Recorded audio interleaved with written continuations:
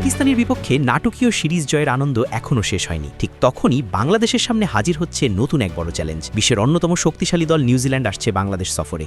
এই সিরিজ শুধু আরেকটি দ্বিপাক্ষিক লড়াই নয়, এটি বাংলাদেশের জন্য র্যাঙ্কিংয়ে আরও এগিয়ে যাওয়ার বড় সুযোগ। যদি টাইগাররা এই সিরিজে ভালো ফল করতে পারে, তবে 2027 বিশ্বকাপে সরাসরি খেলার পথ অনেকটাই সহজ হয়ে যাবে। তাহলে কবে শুরু হচ্ছে এই সিরিজ, কোথায় হবে ম্যাচগুলো এবং কতটা গুরুত্বপূর্ণ এই লড়াই, চলুন জেনে নেই কেমন হবে বাংলাদেশের একাদশ। ঘরের মাঠে পাকিস্তানের বিপক্ষে দারুণ এক সিরিজ জয়ের পর এবার নতুন প্রতিপক্ষকে স্বাগত জানাতে প্রস্তুত বাংলাদেশ। আগামী এপ্রিলে বাংলাদেশ সফরে আসছে শক্তিশালী নিউজিল্যান্ড।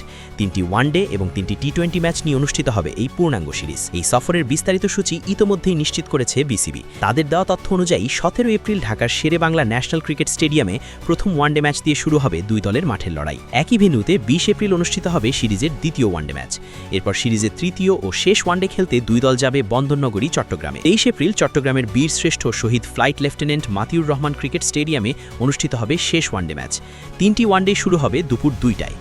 ওয়ানডে সিরিজ শেষ হওয়ার পর শুরু হবে টি20 সিরিজ। 27 এবং 29 এপ্রিল চট্টগ্রামে অনুষ্ঠিত হবে প্রথম দুটি টি20 ম্যাচ।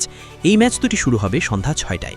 এরপর সিরিজের তৃতীয় ও শেষ টি20 ম্যাচ খেলতে আবার ঢাকায় ফিরবে দুই দল। 2 মে মিরপুরের শেরে বাংলা স্টেডিয়ামে অনুষ্ঠিত হবে সিরিজের শেষ ম্যাচটি।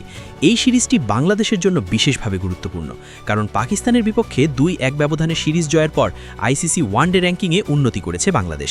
বর্তমানে র্যাঙ্কিংয়ে 9ম স্থানে রয়েছে টাইগাররা। অন্যদিকে নিউজিল্যান্ড রয়েছে ওয়ানডে র্যাঙ্কিংয়ের 2 নম্বরে। তাই শক্তিশালী এই দলের বিপক্ষে ভালো ফল করতে পারলে বাংলাদেশের রেটিং পয়েন্ট উল্লেখযোগ্যভাবে বাড়ার সম্ভাবনা রয়েছে। এই সিরিজের গুরুত্ব আরও বাড়িয়ে দিয়েছে 2027 সালের আইসিসি ক্রিকেট ওয়ার্ল্ড কাপ 2027, কারণ সেই বিশ্বকাপে সরাসরি অংশ নিতে হলে নির্দিষ্ট সময়ের মধ্যে আইসিসি র্যাঙ্কিংয়ের শীর্ষ 8 দলের মধ্যে থাকতে হবে।